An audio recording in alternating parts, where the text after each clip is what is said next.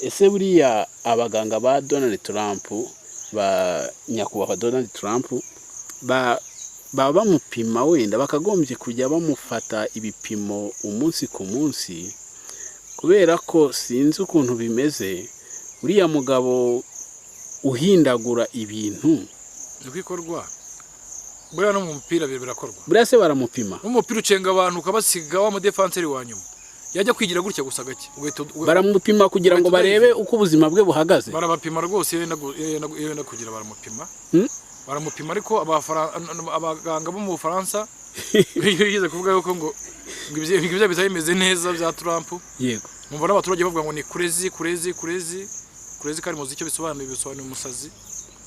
Ibintu giye ntemera nta muntu w'umusazi wayobora igihugu. Oya ntibishoboka. Ntabwo bishoboka. Ngibyo wenda nabamurwanya cyangwa se nabandi batobyumva kimwe nawe babyita gutyo. Yewe mbona ari ni muzima. Mukajya ubona none se hari ibintu akora bitari inyungu.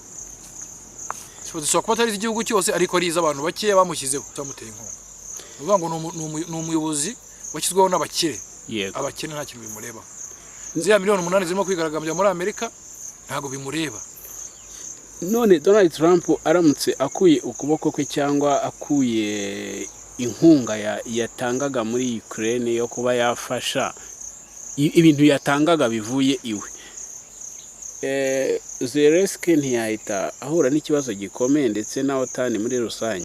Reka ngusuhuze kandi nkwifurize amahoro y'Imana wowe udukurikiye. Uyu mwanya ni wa mwanya w'amakuru ndetse n'ubusesenguzi butandukanye. Reka twakire MS atangira ikaza abadukurikiye dukomeze n'ikiganiro. Abadukurikiye ndabasuje cyane, mukomere cyane, Imana bishimire. Mudukorere kuri like, kuri subscribe cyangwa sabone. Niba nta n'ikintu binabatwaye mwana sharing inkuru zacu kugira ngo abandi bazimenye. Hanyuma mukajya muri comment mugakora comment kugira tujye tubona uko dukora ibintu banogiye nyine.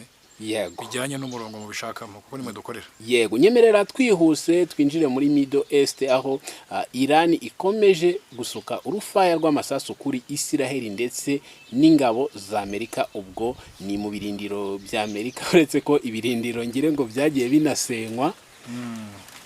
Ubu ku murongo w'urugamba cyangwa se uko misile zirimo ziragenda zituritsa guhera ku itariki 28 kugeza uyu munsi ku itariki 2, urabona ko Iran n'ubundi urugero yarasagaho ndetse yagiye inazamura no kurenzaho.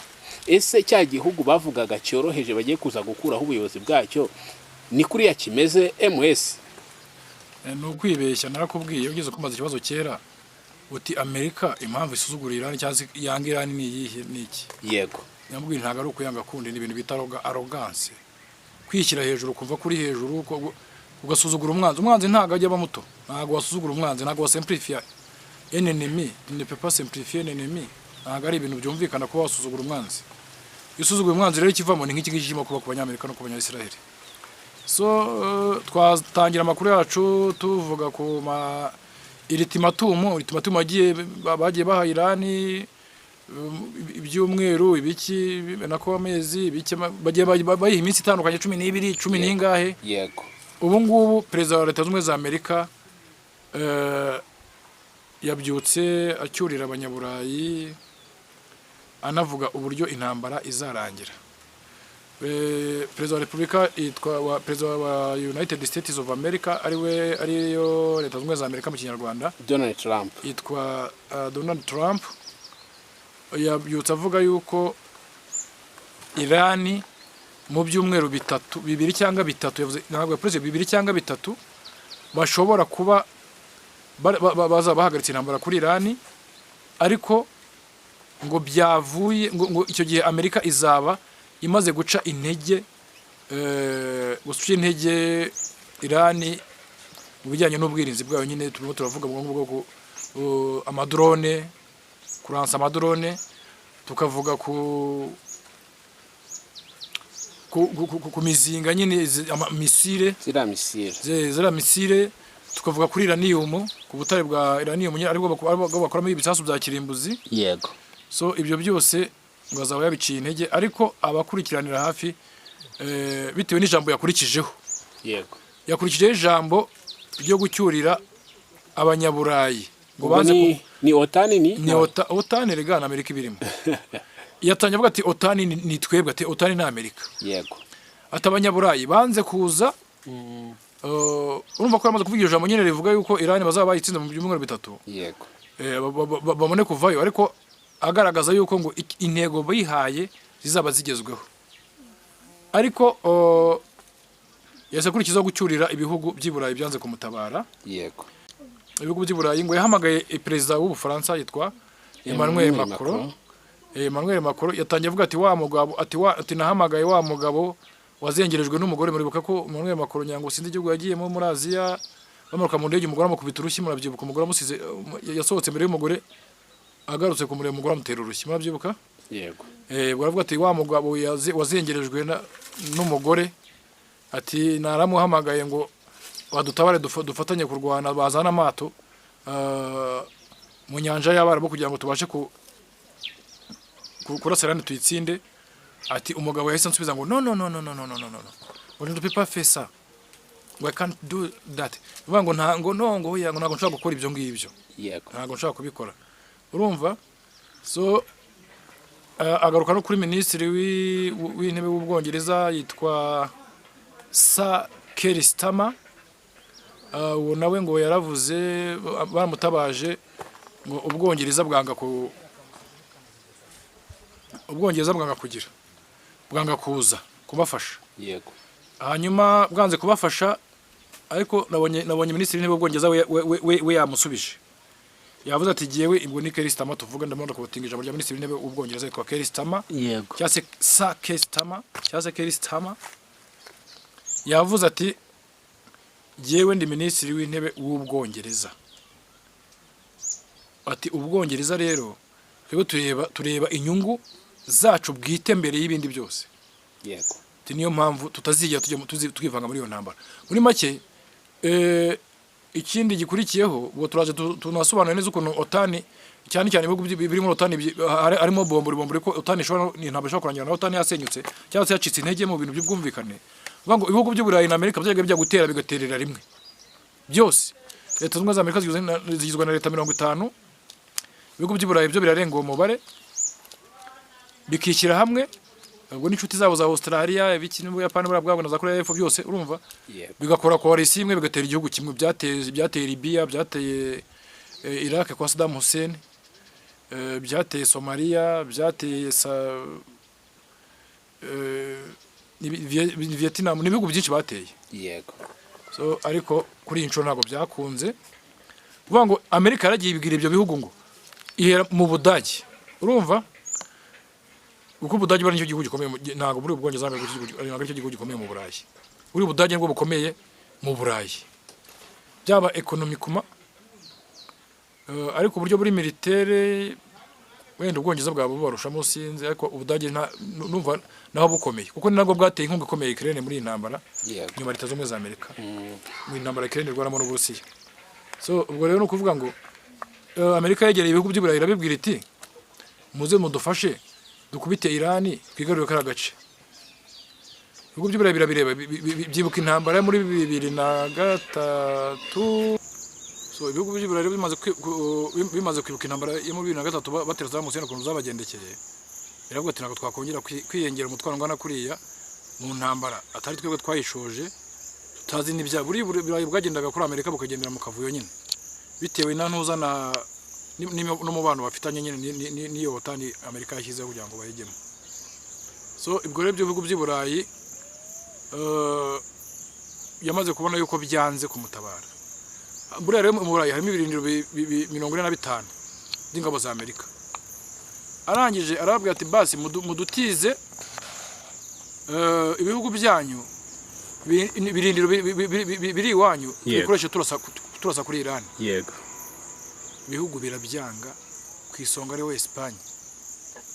Ndetse n'ubwo minisitiri w'intebe wa Espagne yitwa Gustavo Petro, nione yitwa nagari gose bakitwa Pedro Gustavo no muri za Colombia fyo ngiyo. Yego. Barenda kwitera bose yitwa ba Pedro. Urumva? Ubwo minisitiri w'intebe wa Espagne yanatangaje yuko Amerika itemerewe gukoresha ubutaka n'ikirere, muri kirere bagifunze kugira ngo badakoresha ibintu byo muri Amerika bidakoresha bidakoresha nyine ibyo Espagne mu gutera kuri Iran n'ibindi bihugu byagiye bibyanga gutyo ubwo rero Amerika irimo yabicyurira ivuga iti byahise byambika ubusa Amerika byayagaragaje ko irimo gutsindwa yetse avuga ati okay noneho twebwe umuhoro umuzi ntago ari twebwe ufitiye akamaro ntacyo turushakaho reka noneho twe tuwihorere abafite ikibazo cya essence na petrol na gaze ni mwebwe twebwe turayifite nyine bakunde bayishongora yego nuko Trump akunda kwishongora cyane numvise avuga ko ashobora no kuva muri OTAN aravuga ati twe turayifite petrol muzayizana nubwo ihenze muzaze muyigure cyangwa se mugere mufungure hormuzi mushyire imbaraga mu ifungure ko tuzabatabara nta kibazo twebwe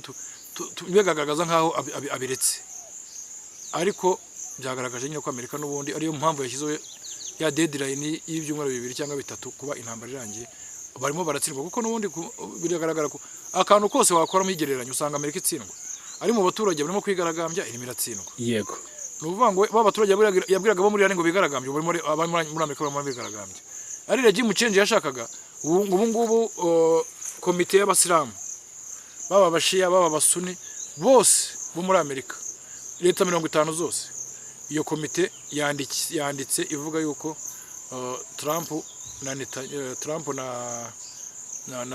na Witkoff yego urumva uri minisitiri w'intambara ngo bakoze ibyaha by'inyoko muntu bitewe n'iki bitewe nuko bashatse kuvuga ngo Iran bazayisubiza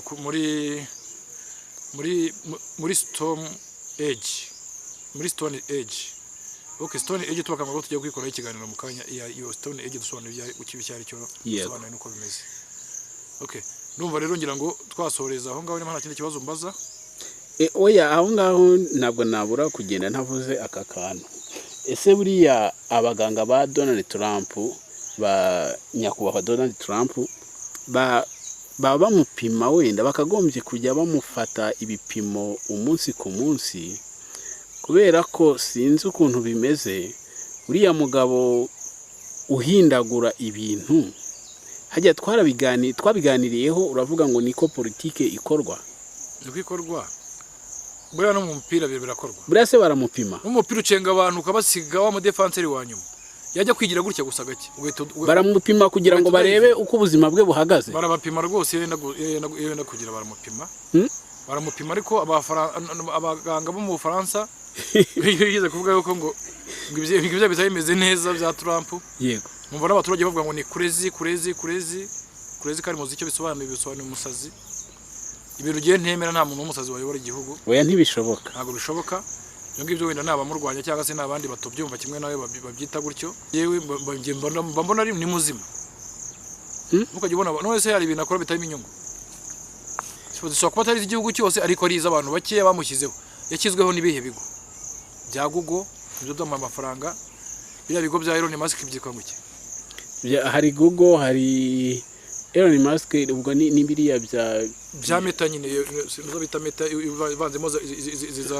ivanzemo izo ngoni za X ikavangamo za Twitter nako za WhatsApp ikavangamo n'ibindi byinshi yagiye agura ibyo bigo byose by'ikoranabuhanga ugakubitamo za Alibaba ukubitamo